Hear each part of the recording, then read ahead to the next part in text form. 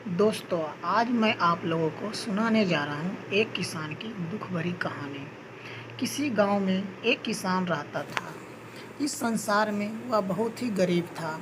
उसके पास जमीन का एक छोटा सा टुकड़ा था जिस पर वह खेती करता था। उसका गुजारा अत्यंत कठिन तरीकों से होता था।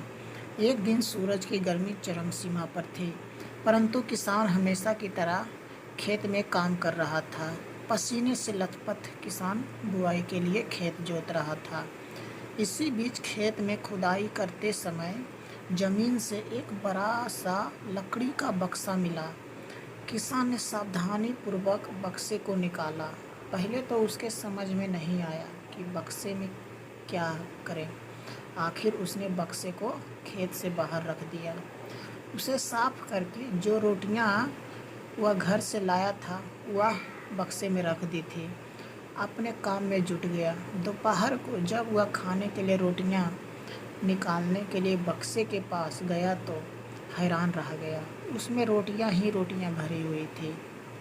तब किसान को पता नहीं चला कि वह जादुई का बक्सा था। उसमें जो भी चीज़ डालो उसका 80 गुना होकर बाहर आता था। जैसे एक मूंगफली का दाना डालो तो तुरंत उससे 80 दाने निकल पड़ते। किसान ने तृप्त होकर खाना खाया और उसके बाद किसान संतुष्ट होकर बक्से को घर ले आया। बक्सा मिलने के बाद किसान बहुत खुश था। उसे लगा कि उसे सब कुछ अब दूर होंगे। वह लालची नहीं बल्कि धैर्यवान व्यक्ति था। उसने बक्से का दुरुपयोग नहीं किया। उसे जब भी किसी की चीज़ की ज़रूरत होती थी बक्से से तुरंत प्राप्त कर लेता था। समय गुजरने के साथ साथ उसके बक्से के बारे में गांव के ज़मींदार को पता लगा। ज़मींदार बेहद लालची था और उसे लगा कि ऐसी ही जादुई चीज़ पर तो उसका अधिकार होना चाहिए। उसके आदेश पर ज़मींदार के लठेत किसान को पकड़ कर ले आए। उसने किसान को धमकाकर कहा, बक्सा जिस भूमि से मिला है वह मेरी ज़मींदारी में आती है, इसलिए बता उस बक्से पर किसका अधिकार बनता है। किसान बोला, यह ठीक है हुजूर कि यह भूमि आपकी ज़िम्मेदारी पर आती है, पर बक्सा जिस खेत से निकला है उस पर मैं खेती करता हूँ, अतः इस बक्से पर मेरा अधिकार बनता है। किसान गिड़गिड़ाया, लेकिन ज़मींदार ने बहुत धमकाया। बक्सा पाकर ज़मींदार बहुत खुश हुआ, मगर किसान का रो रो कर बुरा हाल था। ज़मींदार की जब चांदी हो गई, वह जो चाहता बक्से में डालता और उसे कई गुना पाकर खुश हो जाता। कुछ लोगों ने जादुई बक्से की खबर मंत्री जी के पास पहुंचा दी। पहले तो विश्वास नहीं हुआ, फिर उसने अपने विश्वस्त सेवक को बक्से की सच्चाई परखने के लिए भेजा। वहाँ जो उसे बक्से का जादू देखा तो वह मंत्री के पास जाकर सारी सच्चाई बता दी। मंत्री ने जमींदार को बुलाया, फिर उसे डराते हुए कहा, हमें पता चला है कि तुम्हारे पास एक जादुई बक्सा है, उसे तुरंत हमारे हवाले कर दो।